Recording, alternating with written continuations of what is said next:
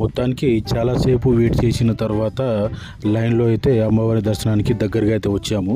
గర్భగుడి పక్కనే ఒక ఎల్ఈడి స్క్రీన్ అయితే ఏర్పాటు చేసిరండి.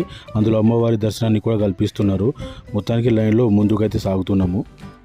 చాలాసేపు నిరీక్షణ తర్వాత మేము అమ్మవారి దర్శనం అయితే చేసుకున్నామండి. దర్శనమైన వెంటనే పక్కన లక్ష్మీనరసింహస్వామి వారిని, అలాగే రామలింగేశ్వర స్వామి వారిని, అలాగే పంచముఖ ఆంజనేయ స్వామి వారిని కూడా దర్శించుకోవడం అయితే జరిగింది ఫ్రెండ్స్. అమ్మవారి సన్నిధిలో నోములు చేసుకోవడం చాలా పుణ్యం అండి.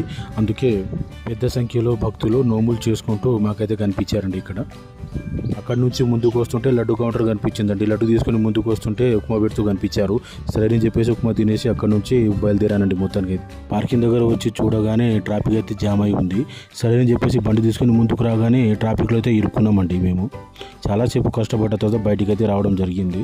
అయినా కానీ ముందుకు వెళ్తుంటే మళ్ళీ ట్రాఫిక్ ఫుల్గా జామ్ అయ్యి చాలాసేపు వెయిట్ చేయాల్సి వచ్చింది. చూడండి ట్రాఫిక్ ఎంతలాగుందో. దాదాపుగా ఒక 200-300 మీటర్ వరకు అయితే ట్రాఫిక్ జామ్ అయిపోయిందండి. చివరికి అక్కడ నుంచి బయటపడి బయలుదేరామండి.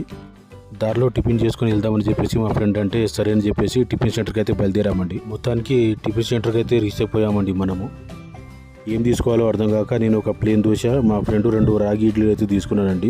ఆ టోకెన్ తీసుకొచ్చి ఇక కౌంటర్లో ఇస్తే వాళ్ళు మన ఆర్డర్ అయితే ఇస్తారండి. ఇడ్లీ ఆర్డర్ తొందరగా రావడంతో అది తీసుకుని మా ఫ్రెండ్ అయితే వెళ్ళిపోయాయండి. ప్లేన్ దోశ గురించి నేను 15 నిమిషాలు వెయిట్ చేయాల్సి వచ్చింది. అది వచ్చిన తర్వాత దాన్ని తీసుకొని మా ఫ్రెండ్తో పాటు కూర్చొని టిఫిన్ అయితే చేసేసామండి. టిఫిన్ చేసి ఇంటికి అయితే బయలుదేరామండి. వీడియో నచ్చితే లైక్ చేయండి, అలాగే ఛానల్ని సబ్స్క్రైబ్ చేయడం మాత్రం మర్చిపోకండి. మరొక వీడియోలో మళ్ళీ కలుసుకుందాం. అంతవరకు బాయ్. జై జవాన్ జై కిసాన్.